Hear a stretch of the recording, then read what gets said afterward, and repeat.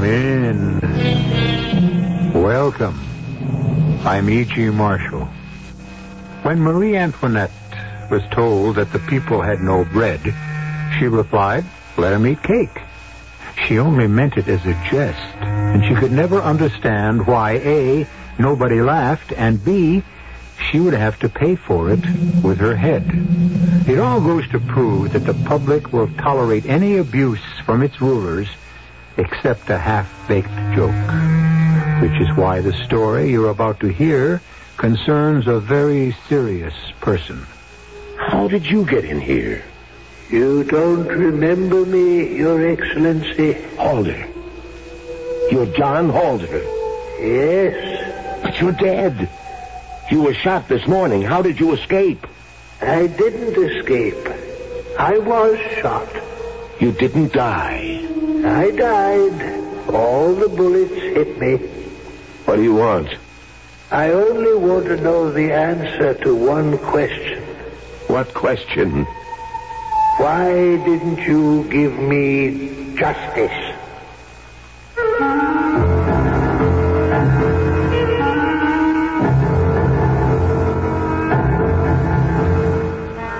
Our mystery drama, Blue Justice, was written especially for the Mystery Theater by Sam Dann and stars Leon Janney. It is sponsored in part by Contact, the 12-hour cold capsule, and Buick Motor Division. I'll be back shortly with Act One.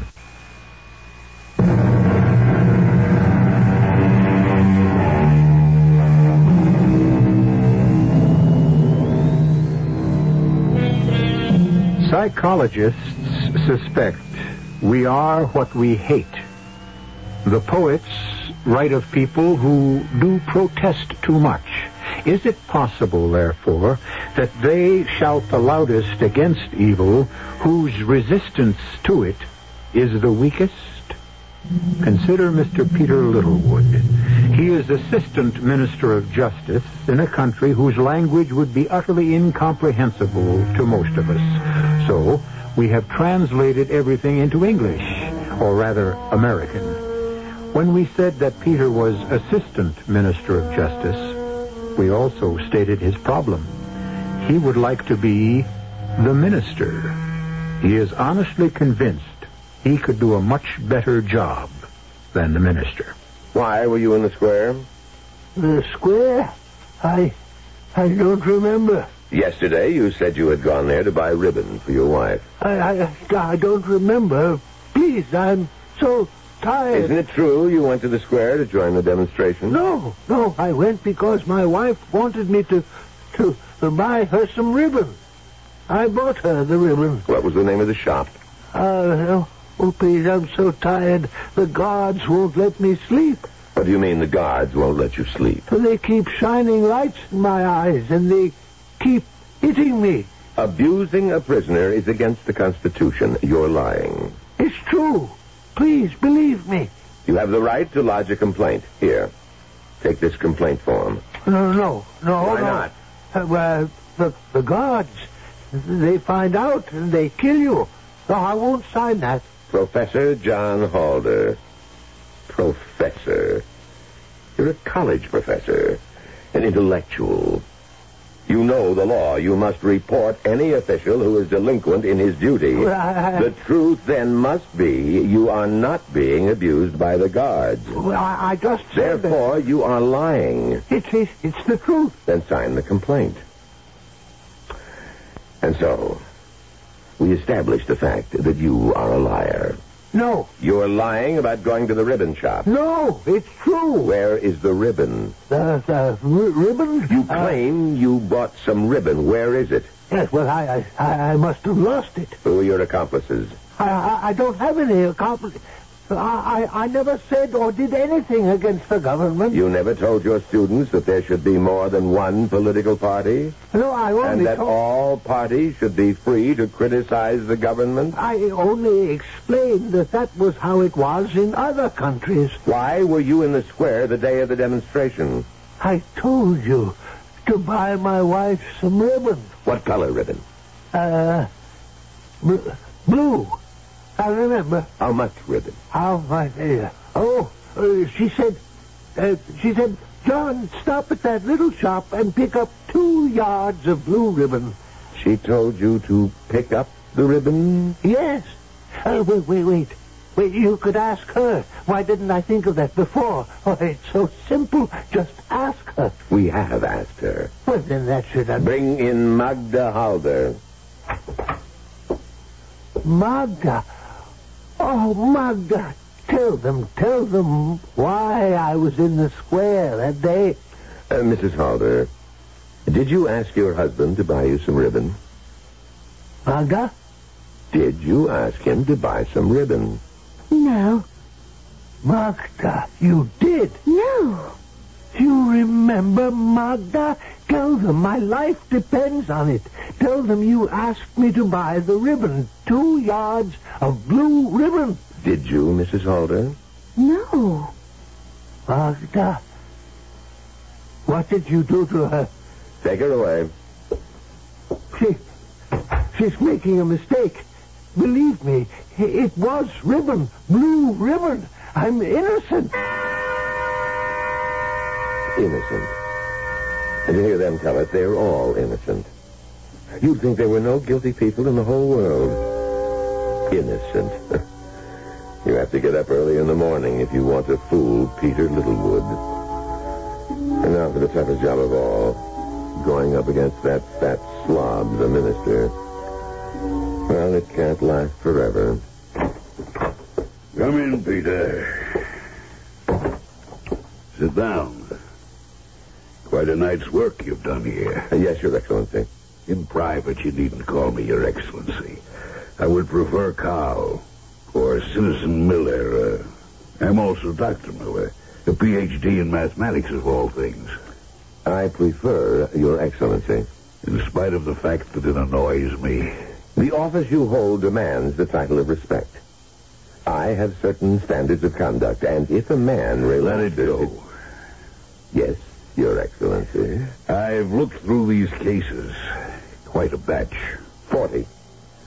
I'm hoping for your immediate approval so that sentencings might be carried out at once. I see all of them are guilty. Yes, Your Excellency. You mean in this entire lot, not one of them was innocent? If there were, I would have recommended immediate acquittal. You should make it your business to find a few innocent people here and there. It's good politics. I don't deal in politics. I'm guided strictly by the evidence. An effective minister of justice is not guided by the evidence. He guides the evidence. Thus, it can lead him in any direction he chooses. Dismiss the charges against 10% of this lot. They are all guilty of trying to overthrow the government. 4 out of 40 will not overturn the existing order of things. Besides, it's an investment. An investment in what? In getting a good night's sleep. I have no trouble sleeping. You will. You will one day, unless you make provision. I'm afraid, Your Excellency, I don't understand. Free 4 of these people. But they are all guilty. Here, for instance, this one. This pathetic little college professor. This John Halder. Yes. He just happened to be there. Says he was going to his shop to buy his wife some ribbon. She had asked him to. She denies telling him that? Yes, well, it says here, John Halder, 71. His wife, Magda, 29. Definitely December and May. Would you agree? Your Excellency, I don't see what all when a this woman testifies against her husband and she is half his age, one might profitably pursue certain personal ramifications. Is she pretty? She's pretty, I guess. How do we know she isn't using this as an opportunity to rid herself of an elderly husband? Have we checked to see if there's a friend? The woman testified under oath. She has no criminal record. She has never been in any sort of trouble. I am satisfied the woman is telling the truth. I used my best judgment. Do I have your permission to carry out the sentences? Very well. But remember what I told you about getting a good night's sleep. The trouble with this government is that it's still being run by the Millers. These are people who like to spend a whole day thinking. What's there to think about? It's right or wrong, yes or no, hot or cold, isn't it?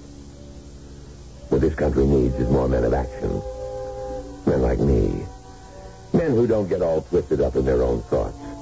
Men who go by the book. I go by the book.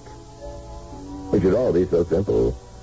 Why do people always insist on confusing the issues? How was your day, Alma? As usual. Yours. Nothing out of the ordinary. Are there any plans for this evening? No, I've brought home some work. And so have I. Oh, I hear you're going to receive a medal. Yes. I have increased production at the factory by 10%. Yeah, that's very good. It's my job. Peter, the trial of those demonstrators. Yes? It's all over, isn't it? Yes. They were executed, all of them? Yes. Well, then, why do you have to keep working so late? Because the enemies of the people never sleep. Alma, an ideal wife for a man in my position. She has her own career. She's an engineer and efficiency expert. She makes no demands of me. And we have a very happy marriage. Now, let me see. I have here the dossiers on... Well, I'm so sleepy. Well, I didn't get any sleep last night, so maybe who could that be? Come in. Come in. Good evening, Mr. Assistant Minister. What do you mean by interrupting me at home? Who are you? How did you get in here? Don't you recognize me? I suppose not. There are so many of us. Halder. John Halder. Yes, John Halder. But you're dead. You were shot this morning. How did you escape? I didn't escape. I was shot. What do you want? Oh, you're angry, Mr. Assistant Minister. Please, don't be. I only want to ask a question, just one question. Yes. Why did you believe Magda and not me? Why would Magda lie? Why? I never suspected it, but now I found out. She has a lover. And that's why she wanted me out of the way. I'm twice her age. I'm not very exciting. He's young, good-looking. He's everything that I'm not. But why didn't you accuse her of this when she testified? Because I didn't know. I know now why she did it. And you should have investigated. You take pride in your sense of justice. But you didn't give me justice. You shot me on perjured testimony. There were 40 others. How many of them died needlessly? It's a dream. That's all this is, a dream. Does that mean it isn't true? Does that mean my wife didn't have a lover? This is just a dream. Why don't you find out? No. Peter, No. are you all right? Huh? What? Oh, what's the matter? I was passing by your door. I heard you muttering and mumbling. Oh, I must have fallen asleep at my desk. I was dreaming. Were you? That's odd. Why is it odd? Because you always say you never dream. Well, I was dreaming this time. Oh? What did you dream about? Nothing. It was something that sounded terrifying.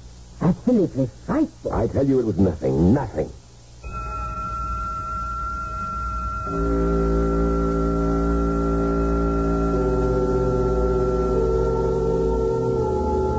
It was nothing. One thing every listener should know by now is when a character in one of our stories says it was nothing, it's a code expression for it was everything. Where are we headed? We are headed toward Act 2, and we've got a special surprise all lined up.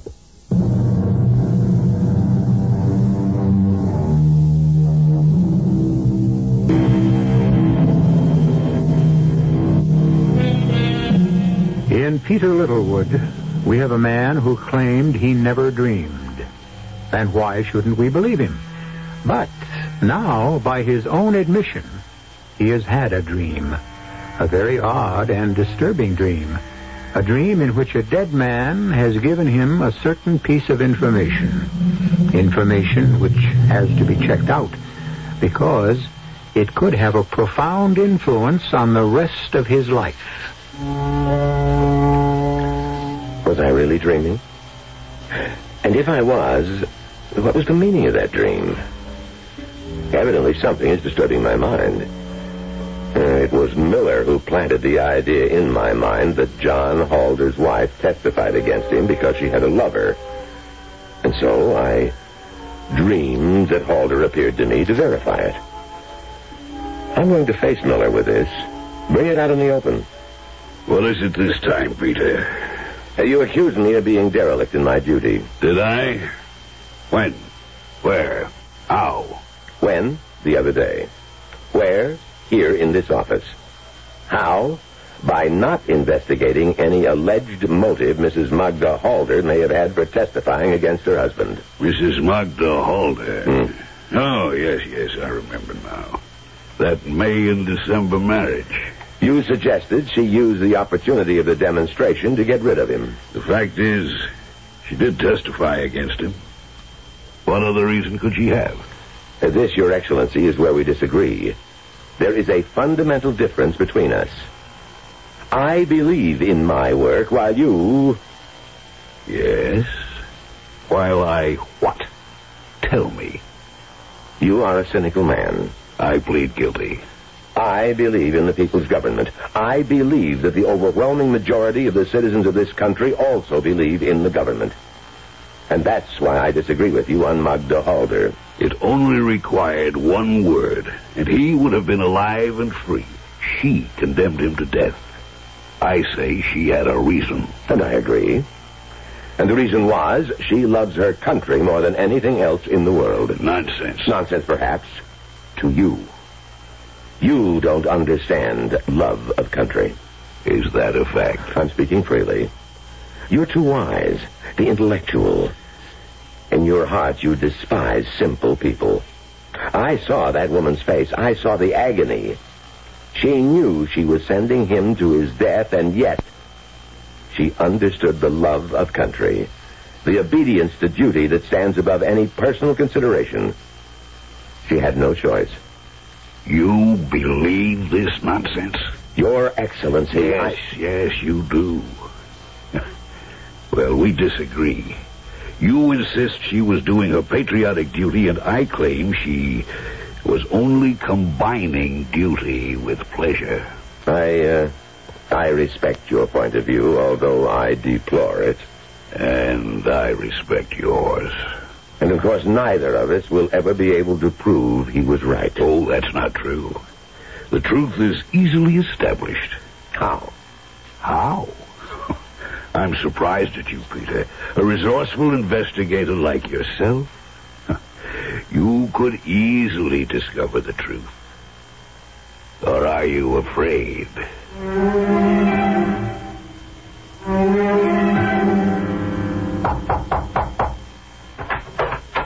Yes?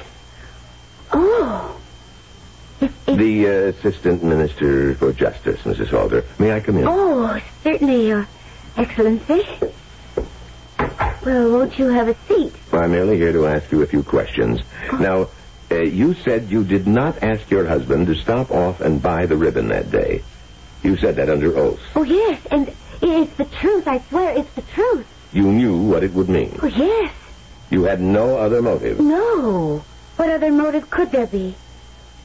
I worshipped John Halder. I was his student. I fell in love with him. Oh, he was the most wonderful human being in the world. I loved him. But no one has the right to place personal feelings above the good of the government. I still love him. Maggie, darling, bring me a bath towel, huh? Who is that? Who?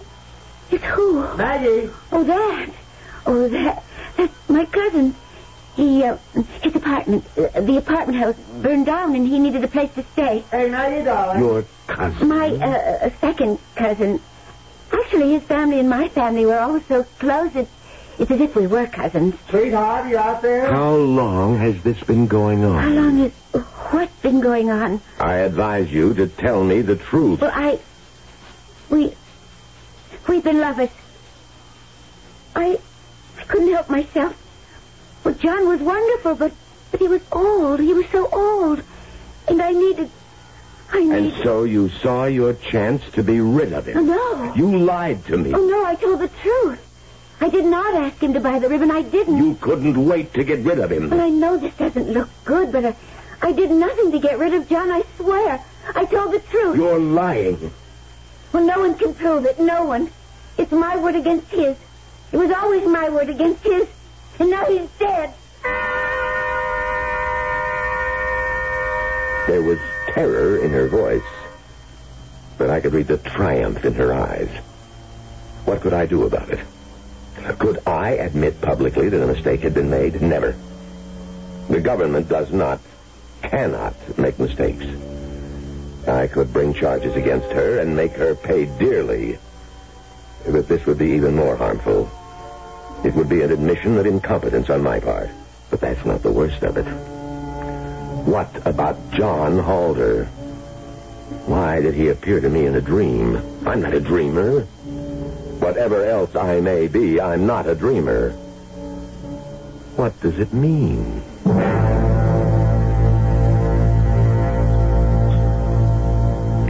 What time shall we arrive there tonight?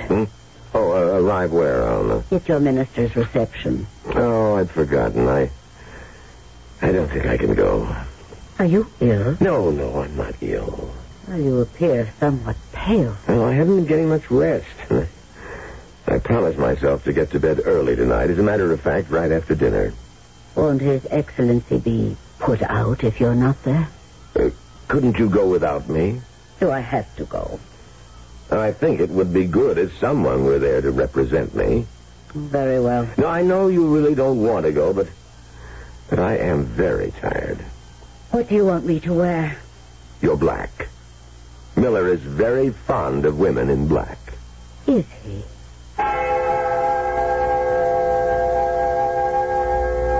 I didn't care about the reception. I simply had to get Alma out of the house. The reception would run from 8 to 12. That would give me a chance to sleep for 4 hours. And if I should dream and talk in my sleep, she wouldn't be here to notice. Good evening, Mr. Assistant Minister. You? Again? Why are you surprised? You knew I would be here. What do you want? Justice. I'm sorry. There's nothing I can do. That's a lie. Can you be brought back to life? No. Well, then what can I do? Do you want me to admit publicly that your execution was a mistake? That would result in a certain amount of trouble for me. Is that what you want? I told you what I want. Justice. What is justice? This is something you must figure out for yourself. Wait a minute. Come back here. Where are you going? Peter. Come back. Come back. Peter. Come. Where? Oh, where'd he go? Where'd John Halder go? John Halder? Did you say John Halder? Huh? Oh, what? Why would I say John Halder? I don't know. You were having a dream again. Oh, no. It was nothing. Did you have a good time? No. Oh, I'm sorry. Perhaps you'd better go back to sleep. No, I don't want any more sleep. I've had my rest. I can go back to work. All right, if that's what you want. Alma, it It would be wise not to discuss this with anyone. I mean the fact that I've been having bad dreams. Why would I discuss it with anyone? Well, it's just that I hold a very sensitive position in the government. I think I understand. I looked at her. There was no anger in her voice. Just a statement of fact. I don't believe she's capable of anger. She's an engineer, all wrapped up in physics and mathematics. Mathematics. Maybe that's why Miller thinks she's attractive. I don't see it. She's kind of pale and washed out. She doesn't have that animal excitement that, say, Magda Halder has. But I didn't want a woman with animal excitement. I wanted someone like Alma who wouldn't get in my way. Magda. What am I going to do about Magda? She lied. Or did she? Isn't it my duty to find out? Maybe that's what John Halder meant by justice. Truth. The truth, no matter where it leads or who it hurts. I'll have her arrested and make her tell the truth.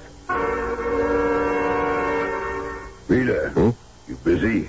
No, Your Excellency. Please come in. You told my secretary you wanted to talk about something special? Yes.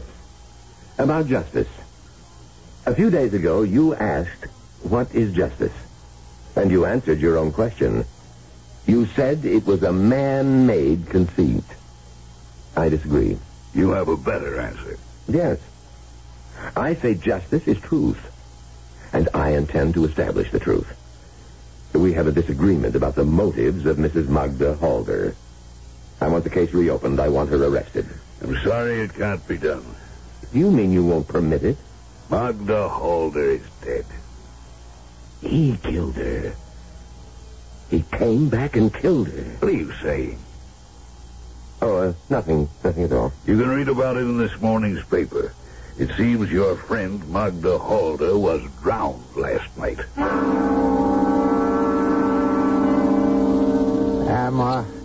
Am I in trouble, Your Excellency? Why was I arrested? You were having an affair with Magda Halder? Yes, but... Did you ever discuss how convenient it might be to get rid of her husband? Oh, no, never. He was executed as an enemy of the people. Well, you know about that, Your Excellency. And what happened to her last night? We decided to take a boat ride. You know, the excursion steamer. And we were on deck. And suddenly, she screamed, "No, keep away from me, keep away." Everybody turned to look. She kept yelling, "No, John, no, keep away from me." John? Yes. She must have thought she saw John, her dead husband. Next thing I knew, she had climbed onto the rail and she fell or jumped. I dove in after her, but it was dark and I couldn't find her. And before she could be rescued, she was dead. Very well, you may go. You mean I'm not wanted for anything? I said go.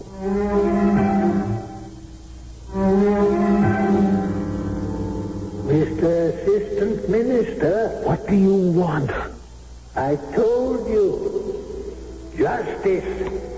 Your wife is dead. You literally scared her to death. Hasn't justice been done? No. What more do you want? Tell me, I see you in these dreams. I'm tired, tense, and nervous. And I let you talk me into all kinds of nonsense. It isn't nonsense. Your wife testified she didn't ask you to buy the ribbon. And now she's dead. But there's someone else we can ask. I'll lay this to rest once and for all.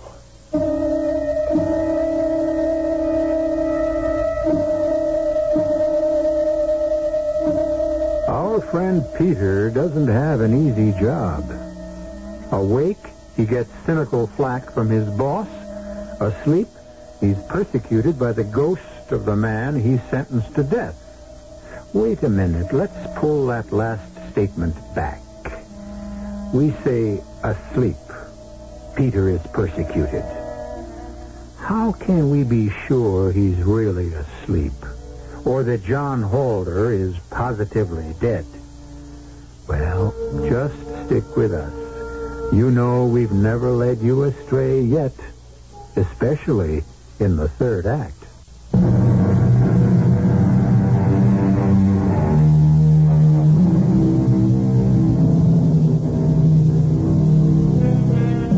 Peter Littlewood has been serving as his country's Assistant Minister of Justice. And it has just been called to his attention that he really doesn't know what justice is, which you must admit is an embarrassing situation. And since so much life and death is involved, Peter is determined to find out about one particular death, regardless of how much it costs. Yes, sir. May I help you? Oh, Your Excellency. You know who I am. Yes, sir. Everyone knows you. You're the Assistant Justice. I have a question to ask you.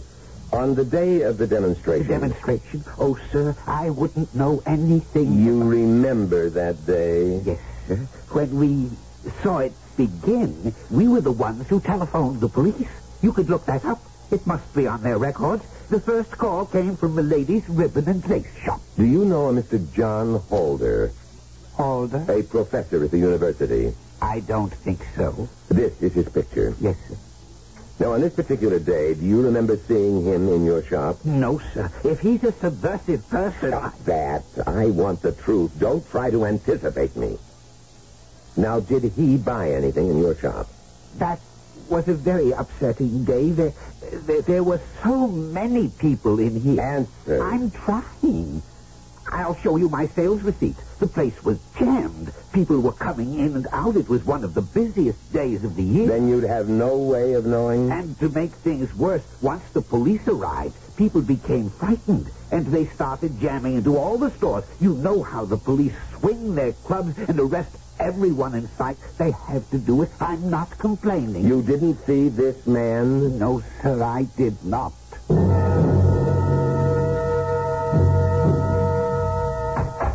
Peter? Yes, Alma? Oh, you're rather late. I'm sorry I kept dinner waiting. But we're not dining at home. We're not. Peter, are you all right? We're the minister's guests for dinner tonight. When did this happen? Well, the date was made at least a week ago. Oh, I can't seem to remember. It's formal. I'm just too tired. You don't want to go? I just want to get some sleep. Well, then you'll simply have to call the minister.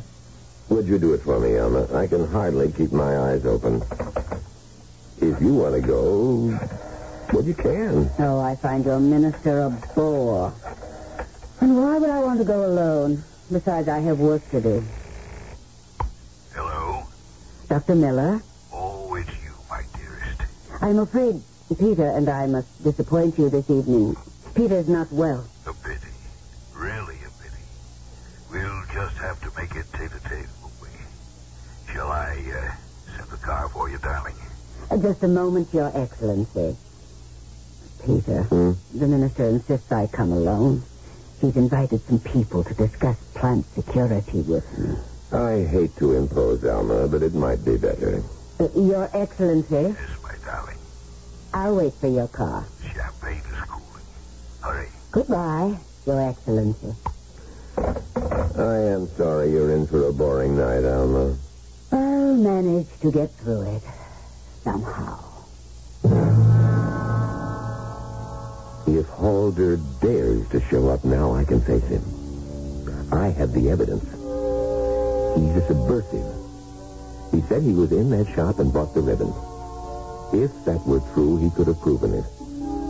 But his wife denies sending him there. The shop owner can't remember seeing him there. He can't prove he was there. But I can prove it. You! Yes, John Halder. What do you want from me? Justice. You said you could prove you were in the ribbon shop. How can you prove it? Look in this bag. This small brown bag. Look at what's inside.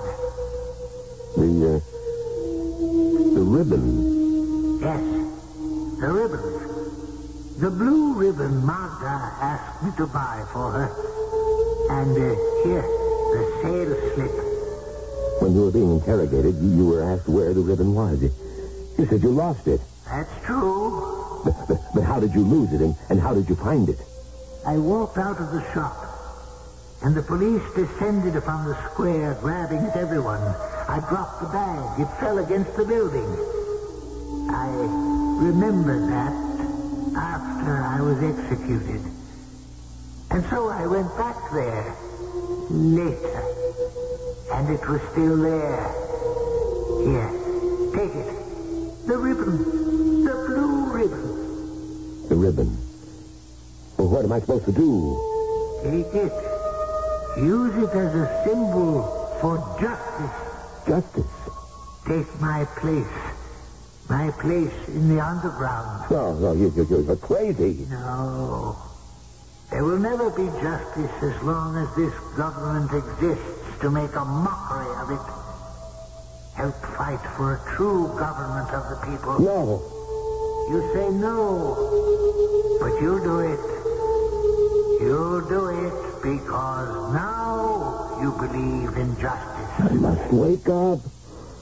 Wake up from this nightmare. You will not wake up until you hear me out. Look at your people. How they cower in fear. No, I'm not listening anymore. Yes, you are. I have brought you the symbol, the blue symbol of freedom and justice. This blue ribbon. Let me alone. I will go away now, but you will remember every word I said, and you will act. You must, or else I and so many others will have died in vain. Goodbye, Peter. I know I leave the fight in good hands.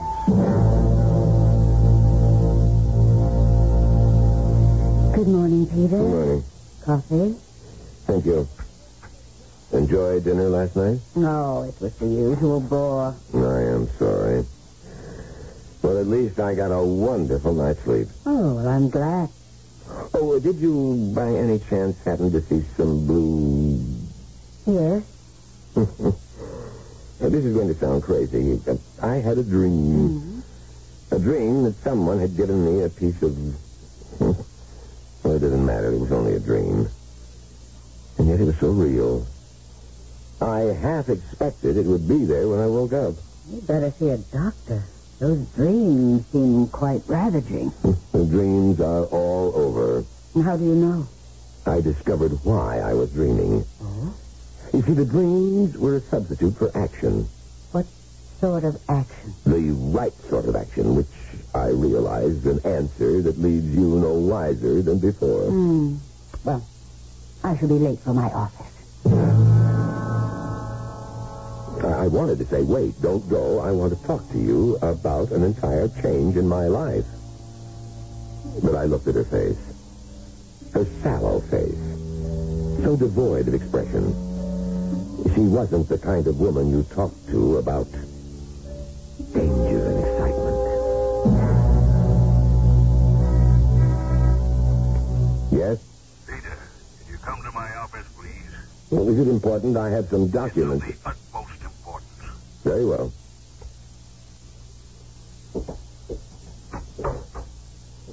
What is it, Your Excellency?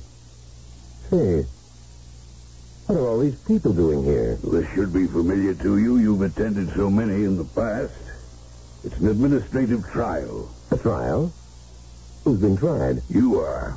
I am. Sergeant, place the handcuffs on him. No, wait. Be seated. I demand to know what You this is will all... have your chance to be heard. You are charged with the murder of Professor John Halder. Murder? What?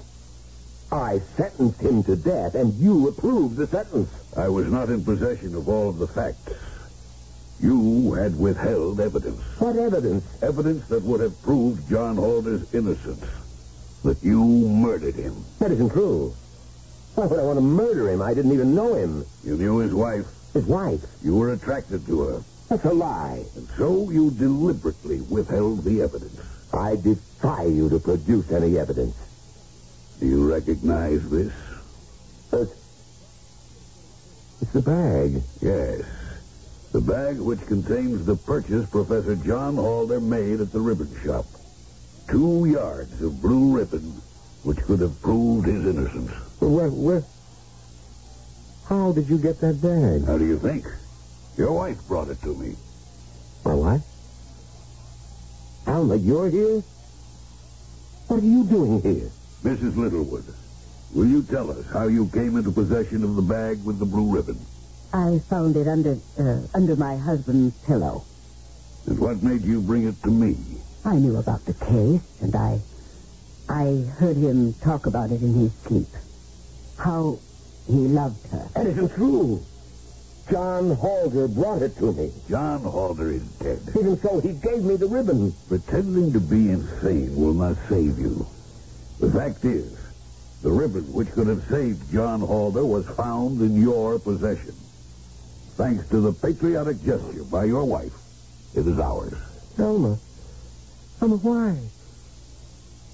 Why did you do this to me? It was my duty as a citizen. You have committed the most heinous crime an official can be guilty of. Abuse of office. Now, is there anything you wish to say before sentence is passed? Alma, where did you get the ribbon? It was only a dream. Alma, answer me. You needn't answer him, my dear. My dear? My dear? Is that it? Is that what happened? But he's twice your age. What do you see in him? Take him away.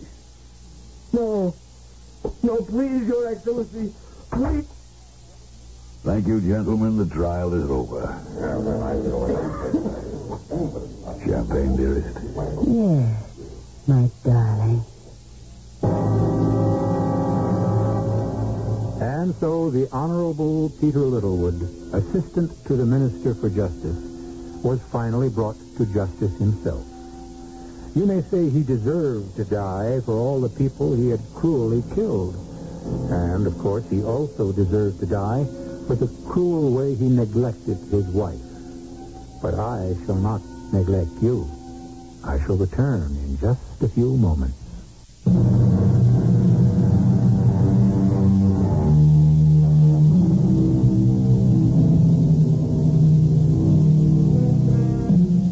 What is justice? Odd that a man who is engaged in the dispensing of justice would have to ask himself that question.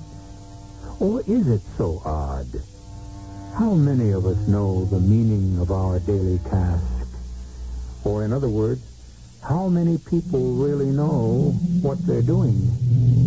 Deponent knoweth not.